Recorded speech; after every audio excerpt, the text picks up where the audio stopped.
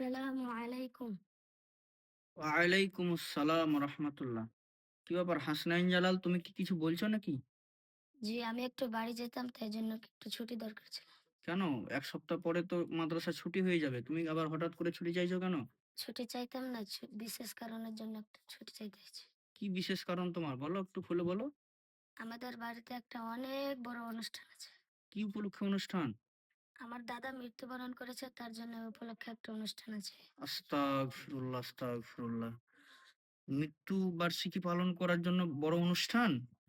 তুমি এটা জানো না? যে যেই ব্যক্তি মরে যায়, যার মৃত্যু হয়ে যায় তার উপলক্ষে কোনো অনুষ্ঠান করা যাবে না। হ্যাঁ? তো ওই অনুষ্ঠানে যারা অংশগ্রহণ করবে তারা বেদাতের সাথে বেদাতীদের সঙ্গে অংশগ্রহণ করবে। তুমি কি বেদাতীদের সঙ্গে অংশগ্রহণ করতে চাও? জি না। হ্যাঁ, ভালো করে বুঝতে হবে।